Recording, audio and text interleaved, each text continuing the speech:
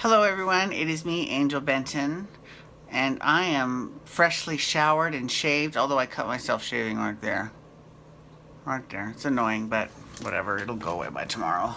And I am getting a pimple. There's nothing I can do about it. It's coming. I can feel it already. Damn it. Whatever. Did you know that YouTube is censoring LGBT videos?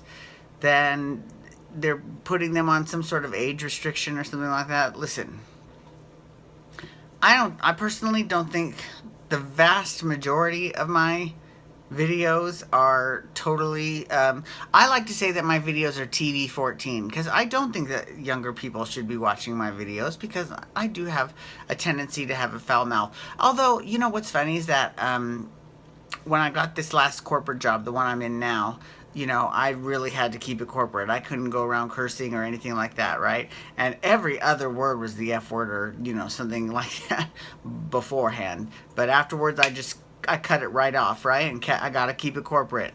So one year, I decided, you know what? In my personal life, I need to curse more. So I'm going to make a New Year's resolution to curse more.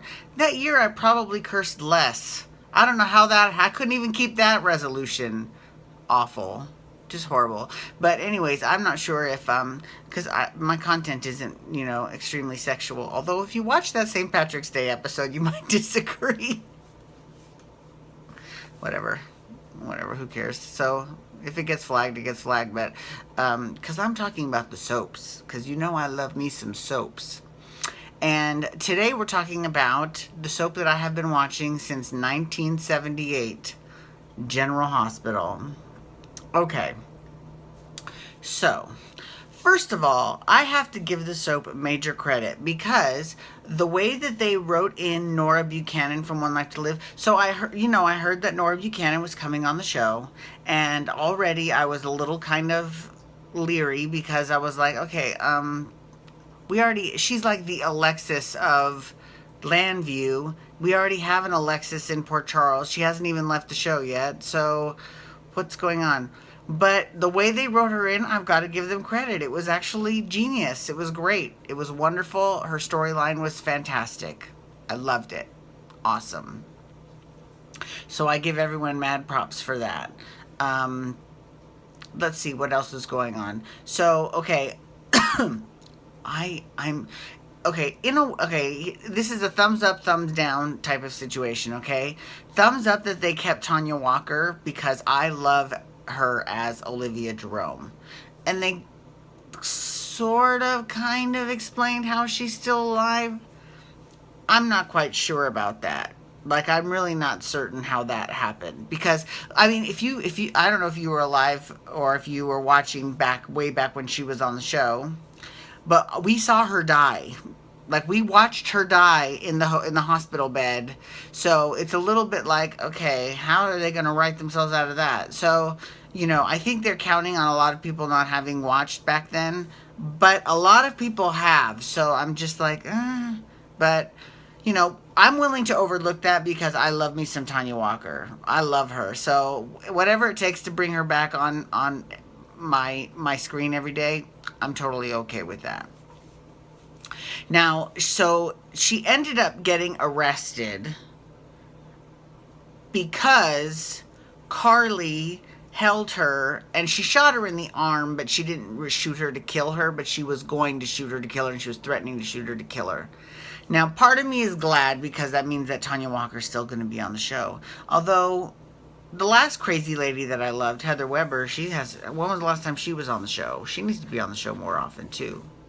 And for a while, you know what? This is something that I needed explained to me because this is right around the time I wasn't watching the show. But I was like, is Franco Kiki's father? And no, Silas is Kiki's father. Nina was Silas's wife. So Nina moved into Silas's apartment with her new boyfriend, Franco, and his daughter, and not Franco's daughter, and Silas's daughter, Kiki. So that is why Franco and Kiki continued to live together even after Nina moved out. That now it all makes sense to me. I'm like, oh, okay, I can follow the dots because I didn't know how the hell that I needed that relationship explained to me, and it was, and I appreciate that. Okay, so half of me is glad that she didn't shoot her because, you know, it's nice to have Tanya Walker still on the show. And I hope that they don't write her the way they write Heather Weber. Although, now that I'm saying this out loud, it would be pretty fucking great to have an Olivia Jerome, Heather Weber team up. They would terrorize Port Charles. That would be the best. And the only people that can stop them are Griffin and Franco. I need to write for that show. It's so good. Okay. Anyways, so, but part of me really wishes Carly would have shot her. Not because I'm like, oh, the good people have to be good and certain the bad people have to be. No, I would like it just because it would be really dramatic for her to play.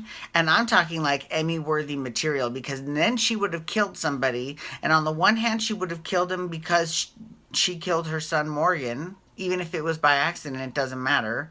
Or B, she,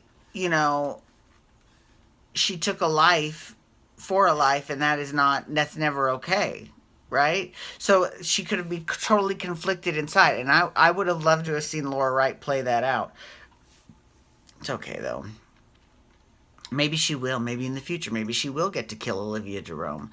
But having said that, there's a lot of people in Port Charles that want to see Olivia Jerome dead. Hey, I have a question. Switching topics here. Where is Aaron? Do you remember Aaron? Aaron was Christina's boyfriend who worked at Perks, and back when she was straight, and then she told him that Parker was a girl. And I think he wasn't mad at her for having a lesbian relationship. I think he was mad because she didn't feel comfortable enough to tell him, or she let him think Parker was a man. I don't know. But I remember he was mad at her, but it wasn't for the reason why you might think. And that was the last we saw of him. Hopefully he comes back. I mean, Christina floats in and out sometimes, but it would be nice to see Aaron. He was pretty fucking cute, right? Anyways, that pimple is really bothering me. Okay, let's see. So, what else is going on in Port Charles right now? I know this is going to sound really hokey and cheesy and stupid, but I love scenes between Leslie Charlson and Jane Elliott. I love them. I love Tracy and Monica scenes. They are the absolute best. They've had such a long history on the show. It's nice to see them relate to each other. It is, and their family, they love each other. I fucking love it. I love it. I wish there was more of that on soap opera television. I really do. It was great. So wonderful. So, I love when they have scenes together. I think it's great. Let's see. Who else? What else is going on? Okay. You know who else I love? Which is going to sound crazy because, I mean, she's not technically a crazy woman, but I don't know, she's a little nutty. How about, let's put it that way. I love Ava Jerome. I love Ava Jerome. I love Ava. I love Ava. I think she's great. And Mara West, who plays Ava, she's an amazing actress, and she was talking a lot about the craft of acting at the convention on the panels, and I love it. I was, you know what, and it didn't come across that she was taking herself too seriously. It didn't at all, and she was complimentary of other people in their acting as well. I mean, she's fabulous. She's fabulous. I mean, but I've liked her ever since she was on As the World Turns. Yeah, I used to watch that too. Yeah. Oh, here's an As the World Turns story. It's a real quick one, but it's really funny. Okay, so I was promoting my movie, Brittany Baby One More Time, and I was going around the country to all these gay and lesbian film festivals, and one of them was San Francisco. That was actually one of my best ones, actually. I worked the fuck out of that crowd. It was so much fun. I had the best time. Anyways, so before my movie aired, we were in the green room, and one of the other movies that was playing was called P.S. Your Cat is Dead. And one of the people in the movie is Cynthia Watros, who you might know from Lost or from, not Teen Wolf, but what's that show that whatever that show that Casey Diedrich is on MTV, or you might know her you might know her from Young and the Restless. She's been on lots of different soaps, right? So I started talking to her. I was like, I loved you as Psycho Nurse Annie Dutton on Guiding Light. I thought you were fantastic. She's like, thank you. I was like, and I also loved you on Another World when you pinched in for Jensen Buchanan for a couple weeks while she was ill. She was like, oh my God. I was like, oh yeah, babe, I watch all the shows. She's like, God, you should work for Soap Opera Digest. I was like, yeah, I know. But she got tipsy and she was so much fun. I loved her. She was great. That's my story. It was really funny. But anyways, thank you so much for logging on today. I do appreciate it. Please feel free to follow me on Twitter and Instagram at Angel Benton. You can subscribe to this YouTube channel. Just hit subscribe. And you can hashtag GH to talk GH with me. Or you can hashtag Pump Rules to talk Vanderpump Rules, which I'm going to be doing tomorrow night.